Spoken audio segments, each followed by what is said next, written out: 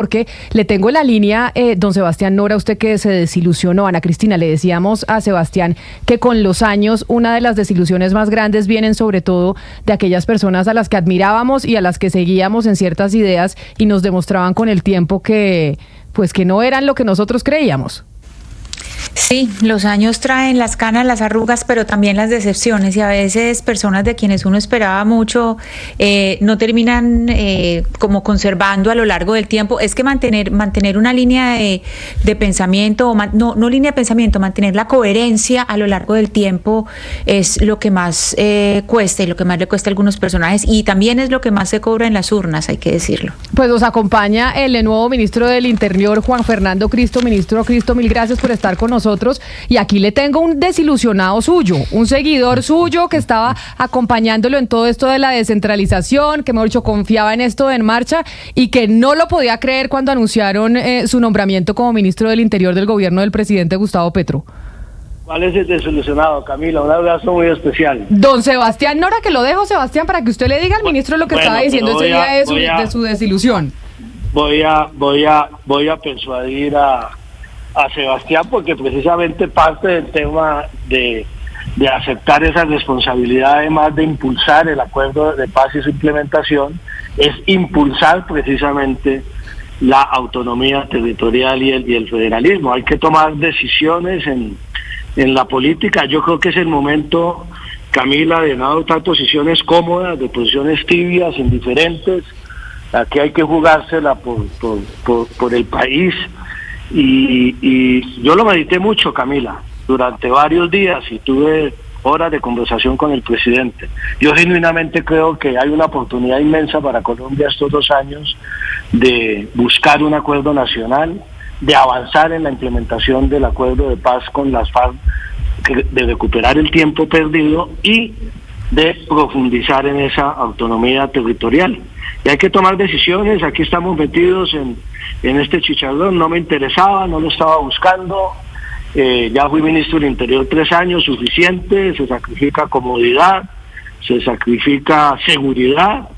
Empieza uno a recibir pago, pero bueno, estamos en el Pero ministro Cristo, y aquí estamos, Camila. Mire, le digo porque de verdad hubo una desilusión profunda. Ya Sebastián hablará con usted, pero él nos decía es que no podía creer que, porque yo defendía que usted tal vez, pues tomándose un café, generando esa apertura, un gabinete que fuera mucho más plural para generar ese acuerdo nacional, pues era una cosa positiva para nuestra democracia. Pero decía Sebastián que estaba demostrado que aquí en Colombia, pues con un café se cambiaban posiciones estructurales y fundamentales de lo que se creía en un momento, que era increíble que solo con un café uno pudiera cambiar de opinión.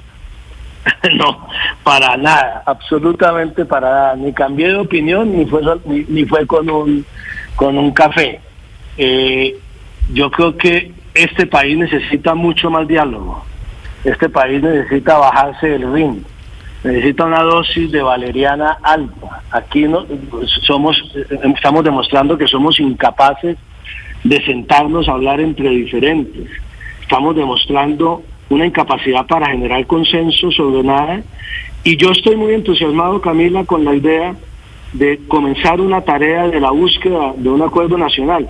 Aquí somos muy curiosos, Camila, y es una enorme paradoja. Hace unos meses al presidente Petro se le cuestionaba que no había sido capaz de concertar las reformas sociales, que quería imponer su criterio, que no había espacio para concertación.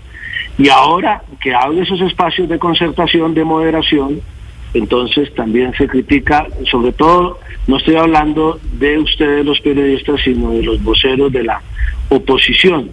Y hasta hace 15 o 20 días todos anunciaban que el gabinete de Petro iba a radicalizarse, que iba a ser unos radicales. Yo creo que sí hay una apertura del gobierno. El nombramiento de la ministra de Justicia, Ángela Buitrago, a mí me encanta. Es una extraordinaria jurista que no es militante de ningún partido. El nombramiento de la ministra de Transporte, María Constanza García, a mí me encanta. Es una técnica ejecutiva que va a permitir que avance el proceso de la infraestructura en Colombia.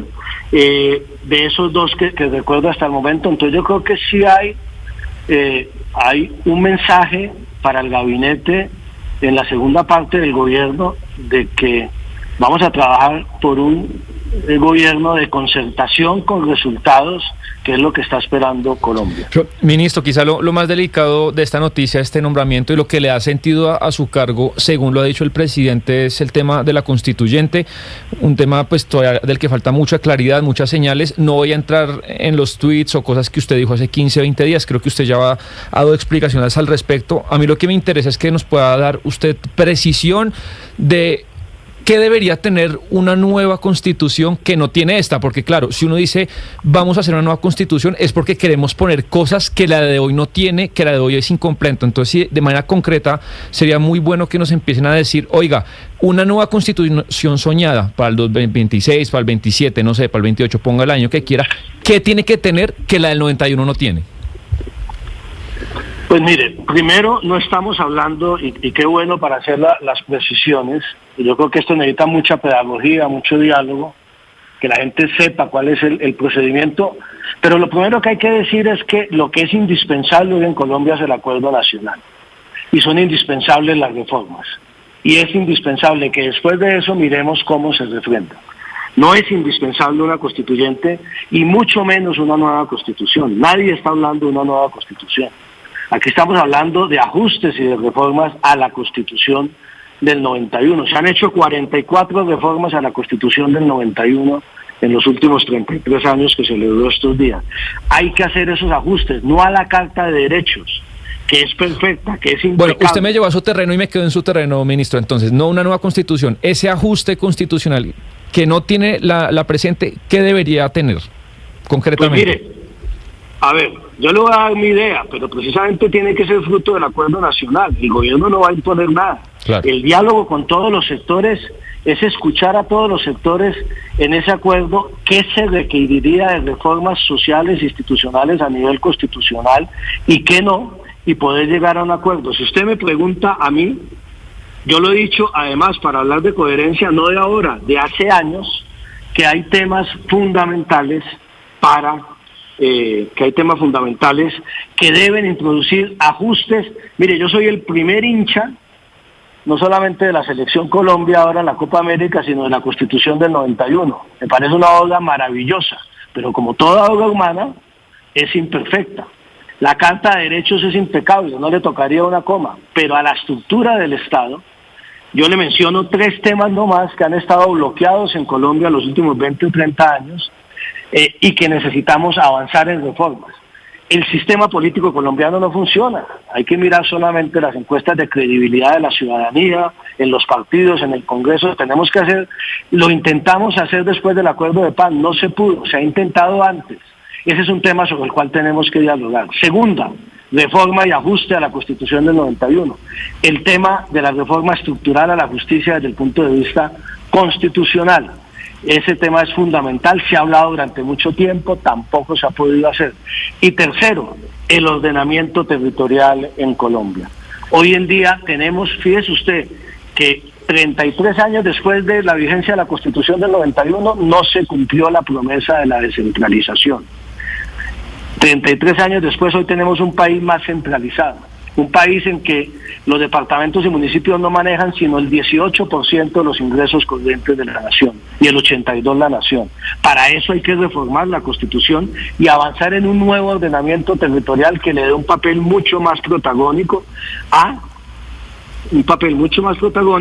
los territorios, a los departamentos y municipios, que tomen sus propias decisiones y que fijen sus prioridades de acuerdo a las condiciones de cada territorio y no a lo que piensen unos tecnócratas desde Bogotá. Esos 3 temitas nomás, por el momento, nos tocaría pero queremos escuchar a sectores sociales, políticos, económicos del país, a gobernadores, alcaldes, qué otros temas o qué ajustes considerarían necesarios introducir en la Constitución del 91.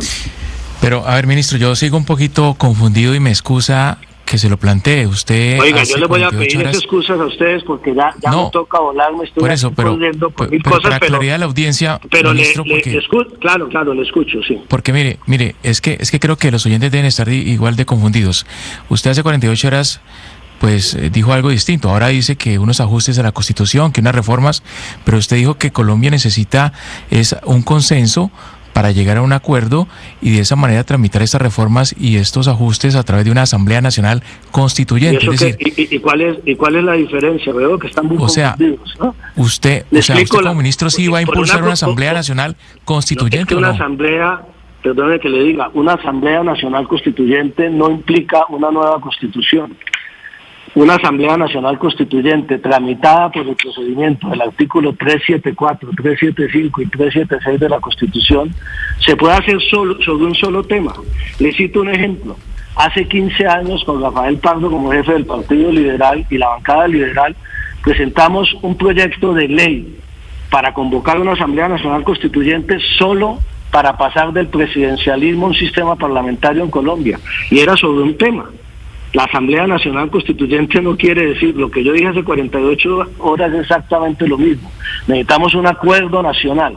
Necesitamos un acuerdo nacional para tramitar, de acuerdo a la Constitución, unas reformas que necesita el país. Ministro. Estas reformas se pueden tramitar vía Asamblea Constituyente, vía acto legislativo en el Congreso o vía referendo constitucional.